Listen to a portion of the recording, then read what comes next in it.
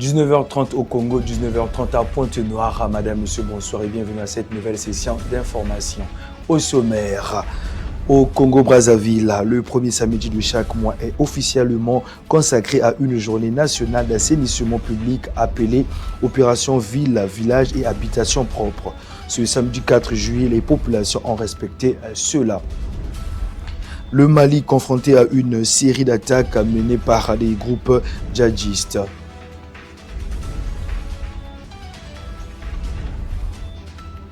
Plus de détails dans quelques minutes.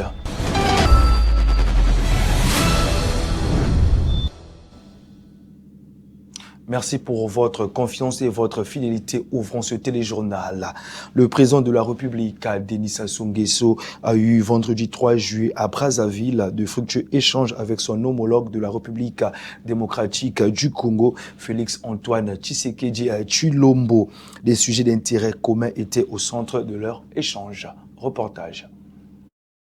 Dans le cadre de la consolidation des liens historiques de bon voisinage entre la République démocratique du Congo et la République du Congo, le président Félix Antoine Tshisekedi Tshilombo a séjourné ce 3 juillet 2026 à Brazzaville. Aussitôt arrivé dans la capitale politique du Congo, le chef de l'État de la RDC a pris la direction du palais présidentiel où il a été chaleureusement accueilli par son homologue Denis Sassou Nguesso avant les entretiens en tête-à-tête marquant le début de sa visite de travail de quelques heures en terre congolaise. Les discussions entre les deux dirigeants qui se rencontrent à intervalles réguliers ont été centrées autour de la coopération bilatérale qui s'est intensifiée ces dernières années dans les secteurs stratégiques de la diplomatie, de l'économie et de la sécurité.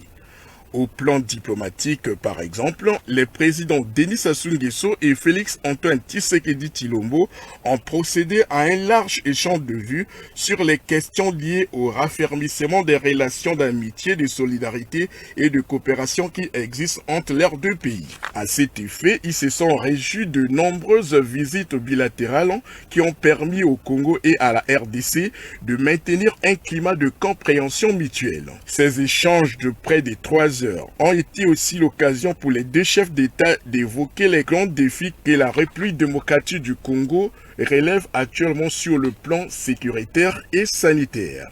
À ce sujet, le président de la RD Congo a fait le point à son hôte des derniers développements du conflit à l'est de son pays, conflit toujours très actif malgré plusieurs accords de paix signés en 2025 et de la situation épidémiologique liée à la résurgence du virus Ebola qui a déjà touché 1406 personnes pour 438 décès. Enfin, les deux chefs d'État se sont préoccupés également de la situation de paix et de stabilité sur le continent et dans le reste du monde. À l'issue de ces entretiens jugés fructueux par les deux parties, le président Félix Antoine Tshisekedi Tshilombo a regagné son pays vendredi soir par l'aéroport international Maya Maya. Comme annoncé dans les titres, au Congo-Brazzaville, le premier samedi de chaque mois est officiellement consacré à une journée nationale d'assainissement public appelée Opération Ville, Village et Habitation Propre. Jusqu'à 10 heures de cette journée, les citoyens sont invités à nettoyer leurs quartiers, rues et espaces publics. C'est un reportage d'Elios Boabé. C'est une opération de salubrité initiée par l'ancien Premier ministre Feu Clément Mwamba par la circulaire numéro 0012/PM-CAB du 6 octobre 2018 qui demande de nettoyer les lieux publics, les abords des boutiques et des parcelles. Chaque premier samedi du mois est donc rentré dans les mœurs où associations, administrations et particuliers s'adonnent à cœur joie pour respecter cette directive. On soutient l'action du président en ce qui concerne l'assainissement et on assainit la ville pour que la ville soit propre. Bon, au fait, on essaie un peu de dicter la masse, la population, en le faisant. Donc quand on le fait pas chez nous, on le fait chez les autres. Ça revient à dire que chacun de nous a l'obligation d'assainir la ville là où elle est, qu'elle puisse se mettre de la propreté et pour que la ville soit aussi propre. La propriété chasse la maladie, dixit un adage populaire. Il faut donc assainir le milieu de vie pour prévenir et protéger la santé. Je pense qu'il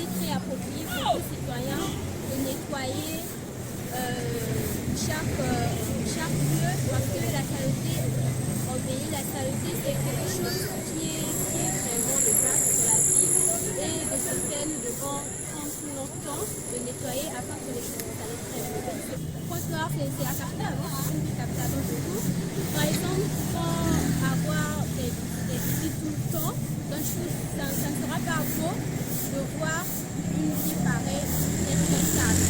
Pourquoi? Par exemple, nous sommes proches de CFM de Kourou ici où il y a des gens qui viennent prendre des documents. Donc du coup, ça ne sera pas beau que l'endroit puisse être sale. Et de ce surcroît aussi, il y a des caniveaux qui sont très sales ici. Ça peut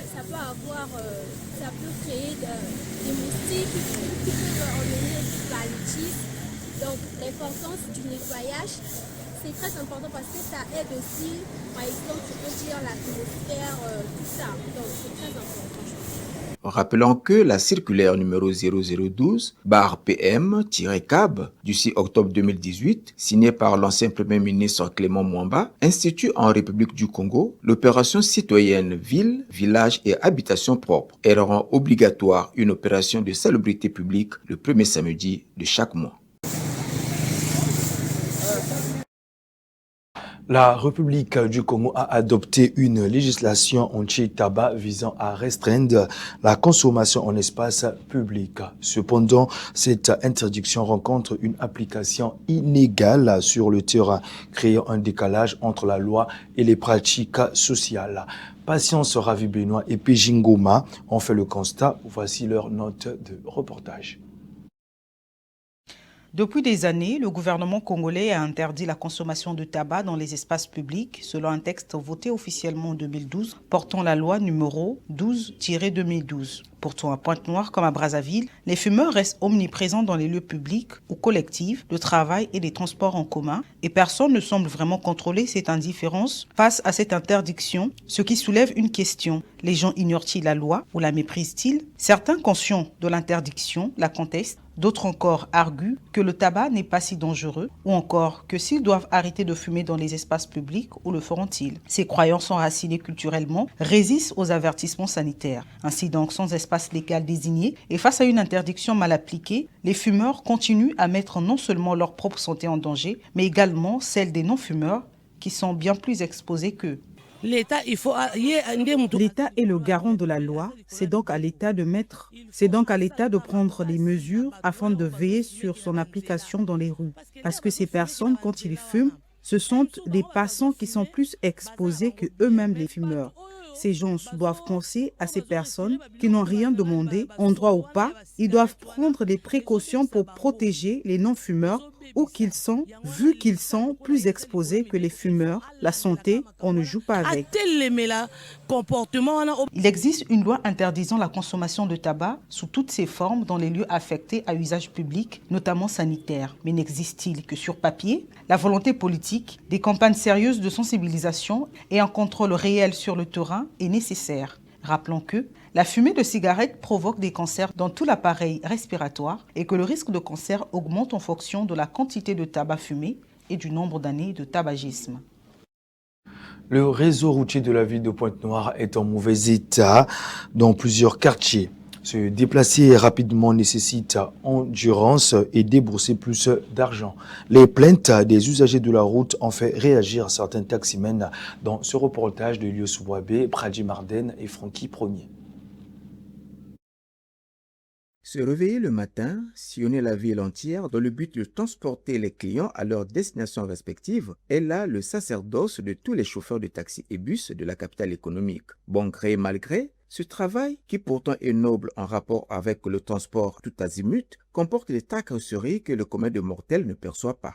La population accuse les chauffeurs de taxi et bus de tous les maux qui entravent leur déplacement au quotidien, tels que augmentation anarchique des tarifs de transport, les demi-terrains et autres, ce qui a fait réagir certains chauffeurs qui profitent de cette occasion de donner leur point de vue sur d'abord la question des routes dégradées.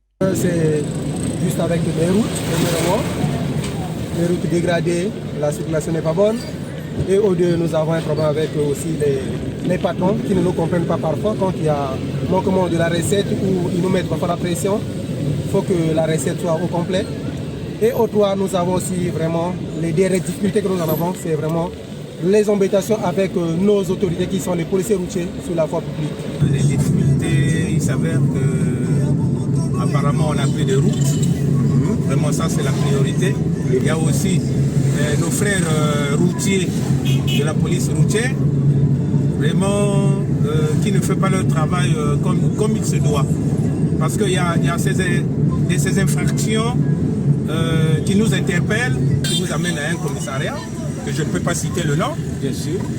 Il faut payer 36 000. Ensuite, sur la sempiternelle problématique des demi-terrains et augmentation des prix de transport. Disons pour le moment, je ne fais pas l'essence, je fais seulement le taxi. Donc, je ne peux pas dire que comme ça, les demi-terrains là, je ne peux pas. Je ne suis pas la mesure de dire Bon, les demi-terrains, c'est quoi? C'est un problème des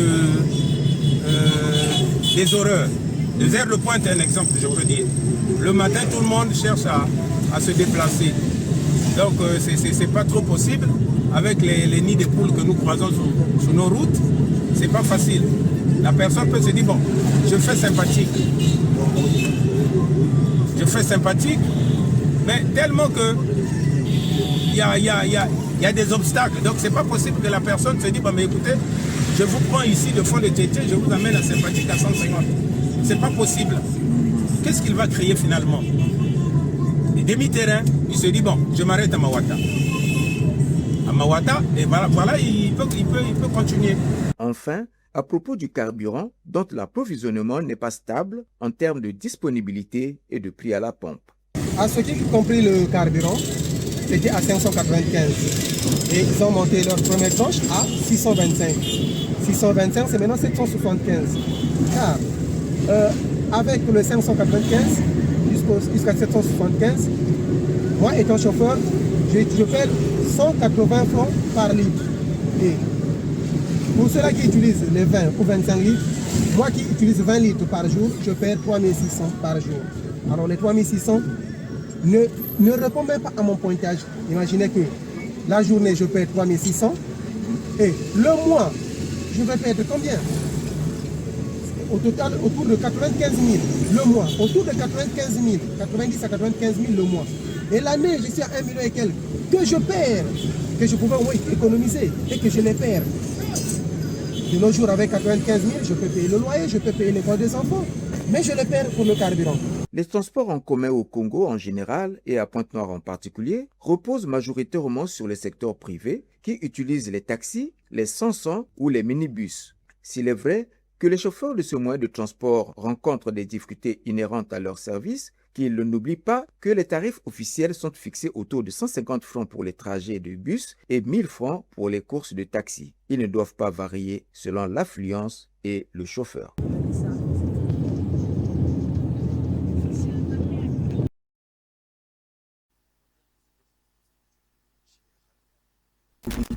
Urbaine, c'est le but des travaux de réhabilitation des voiries urbaines initiés par la mairie centrale depuis quelques temps. Suivez ce reportage.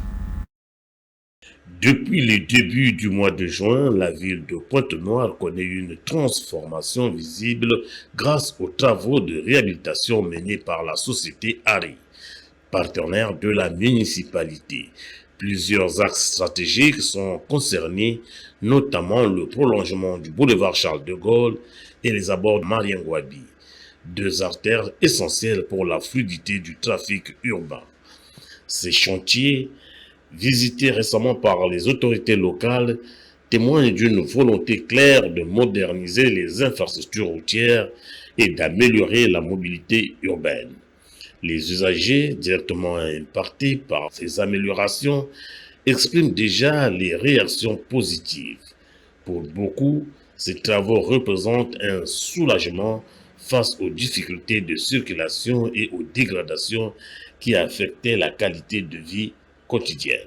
D'abord, nous sommes très heureux, je dis bien très heureux de recevoir cette équipe qui est venue aménager la voie là.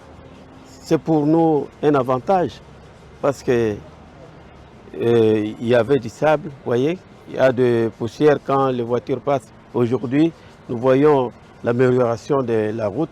C'est vraiment un avantage pour nous et nous en sommes reconnaissants et joyeux. Le message que j'envoie à toute l'hierarchie qui a fait que cette route puisse trouver sa réhabilitation, c'est un message de courage Nous les félicitons. La société Ari, en collaboration étroite avec la municipalité, s'attache à respecter les normes de qualité et de durabilité. Au-delà de la simple réfection des routes, il s'agit de redonner à Pointe-Noire un visage plus moderne, plus accueillant et mieux adapté aux besoins croissants de sa population. Nous sommes en train de réhabiliter des routes dans toute la ville de Pointe-Noire. Cette route-là, elle était un peu petite, mais on a fait un élargissement parce qu'il fallait décaper du côté, faire des remblais techniques. On a rechargé la couche de fondation en matériaux tout venant naturel. Et on a encore rechargé la couche de base sur le tout venant concassé. Donc là, comme on a créé des dévers par-ci par-là, on est en train de mettre des CS2 et à la fin, on fait la finition et on va mettre la couche d'accrochage et mettre la couche d'enroulement. Vraiment, je rassure à la population. D'ici peu là, dans quelques temps, on va finir. Ça finira déjà d'ici peu, je vous rassure vraiment. En définitive, cette initiative illustre l'importance des partenariats publics-privés dans le développement urbain. Les chantiers en cours ouvrent la voie à une ville plus fluide et plus attractive, renforçant la confiance des citoyens dans les actions de leurs dirigeants et partenaires. Au-delà des routes, il y a aussi ces opérations de faucardage des rivières. Là, la municipalité met également les bouchées doubles, profitant de la saison non pluvieuse.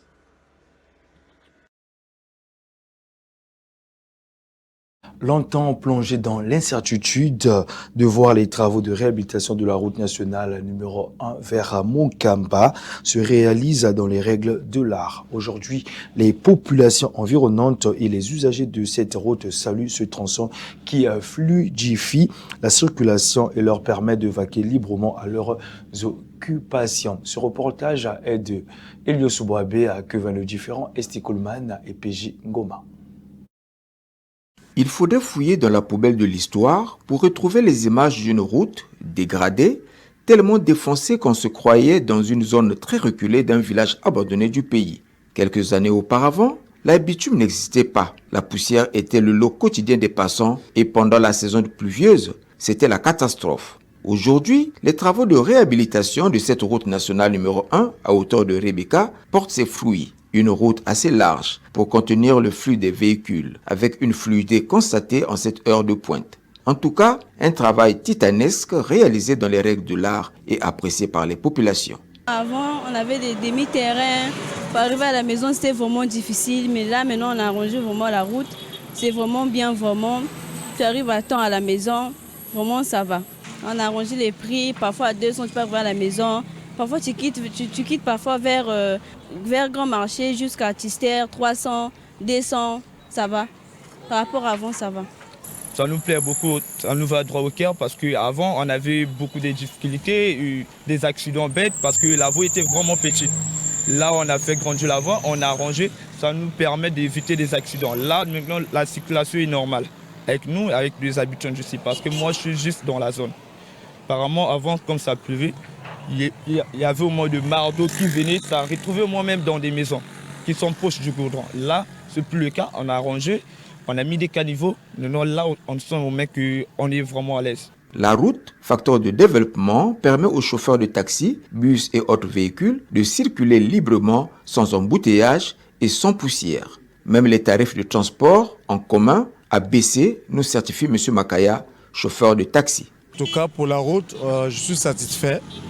Parce que avant, on avait des difficultés pour monter à Monkamba, soit Tister. Parce que moi, je vis à Vindoulou. Maintenant, là, il n'y a plus l'embouteillage. En tout cas, je monte facilement. Même si on me prend une course, je monte sans plutôt qu'il y ait un problème. Et avant, on avait des difficultés. Maintenant, là, ça va. Il y avait de la boue partout là, même en bas là-bas. Et il y avait des taximens qui ne voulaient même, quand ils parlent là, vraiment, c'était catastrophique. Avant, pour quitter à Tister jusqu'à même au Grand Marché, là, c'est 500 pour prendre les déplacements.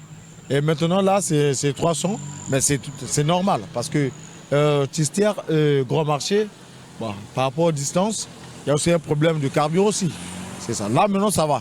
Au-delà de la modernisation de cette infrastructure routière, Un constat non moins négligeable est à prendre en ligne de compte pour éviter les accidents causés par l'excès de vitesse. Il s'agit des gendarmes couchés. Nos impressions, après avoir défini, arrangé la route, nous voulons qu'on puisse nous mettre aussi les gendarmes couchés pour nous permettre de mieux traverser et le véhicule puisse bien se ralentir parce qu'il y a trop d'accidents ici. Même quand tu veux même se traverser, tu veux traverser, mais le véhicule ne nous laisse pas l'espace de traverser.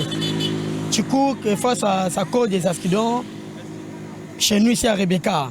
Donc c'est vraiment compliqué. On remercie vraiment le gouvernement qui nous a fait ranger le goudron. Mais là maintenant, notre souci à nous, nous voulons qu'on nous mette les gendarmes couchés.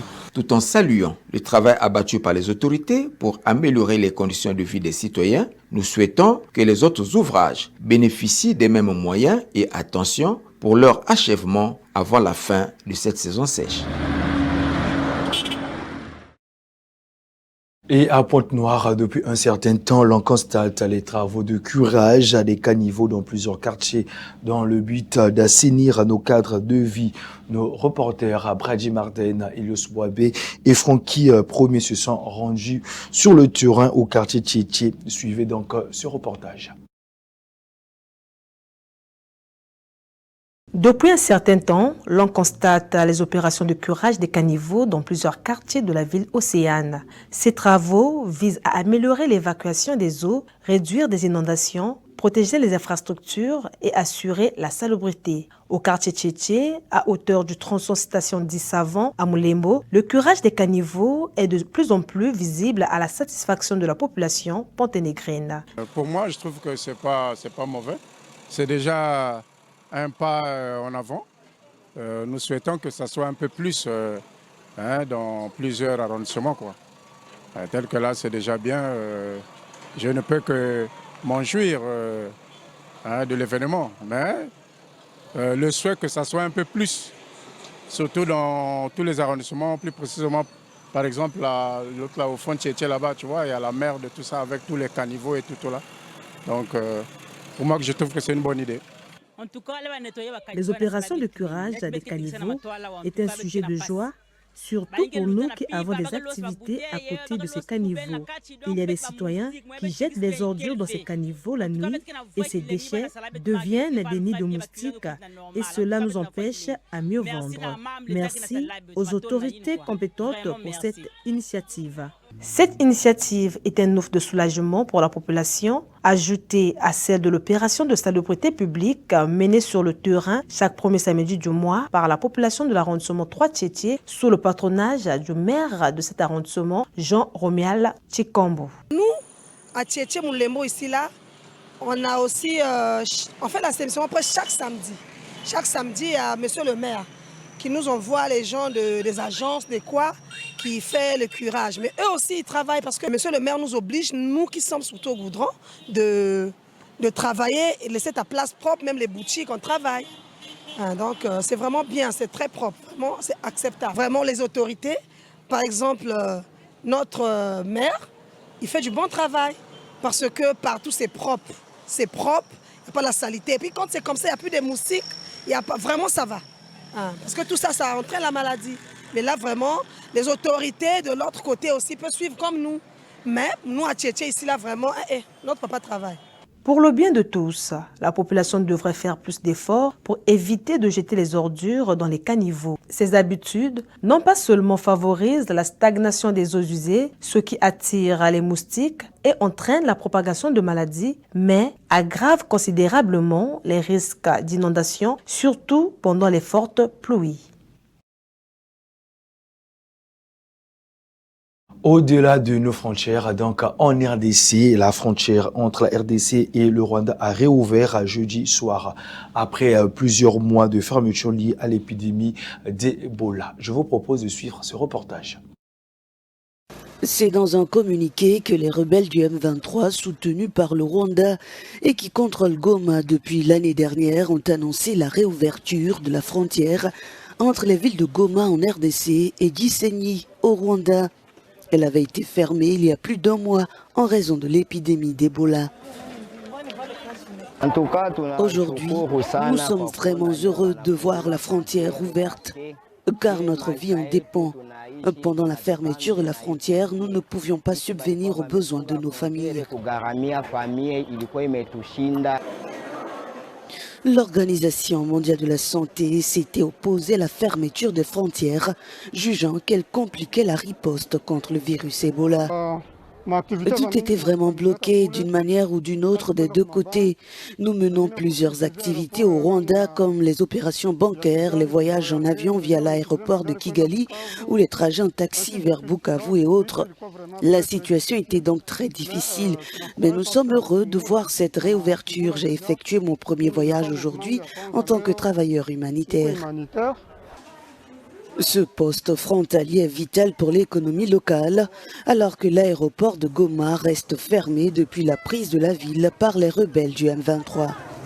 Les frontières étaient fermées, c'était un manque à gagner de part et d'autre, parce que du moment que chez nous, l'aéroport de Goma est fermé, les gens transitaient par Kigali pour voyager dans le monde.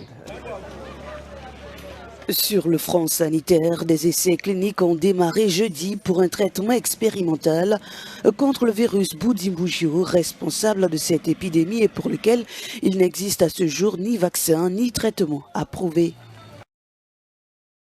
Le Mali confronté à une série d'attaques menées par des groupes djihadistes. Des djihadistes alliés à des séparatistes turcs ont mené samedi des attaques simultanées contre plusieurs villes maliennes. Illustration. Le Mali a été frappé ce samedi par une série d'attaques coordonnées menées par des groupes djihadistes alliés à des terroristes séparatistes touaregs. Les attaques ont débuté vers 5 heures.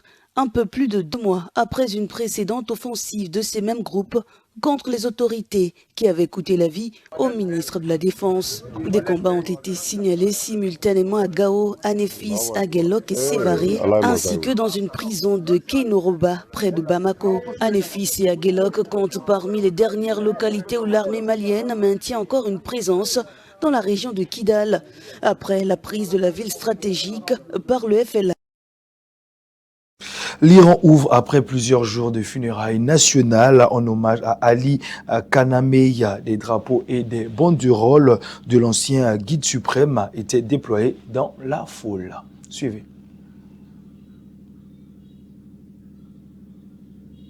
Le Mali a été frappé ce samedi par une série d'attaques coordonnées menées par des groupes djihadistes alliés à des terroristes séparatistes touaregs.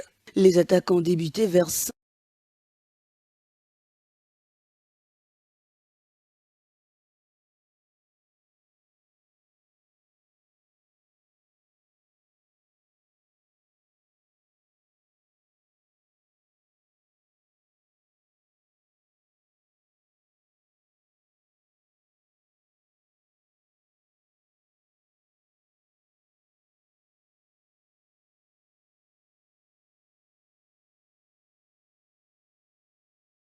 Ainsi se referme ce 19h30. Merci à vous de l'avoir suivi. Mais retenez, chaque jour est une opportunité d'écrire un nouveau chapitre. Pointez des programmes sur TPT+, la chaîne du moment, et bon week-end. Au revoir.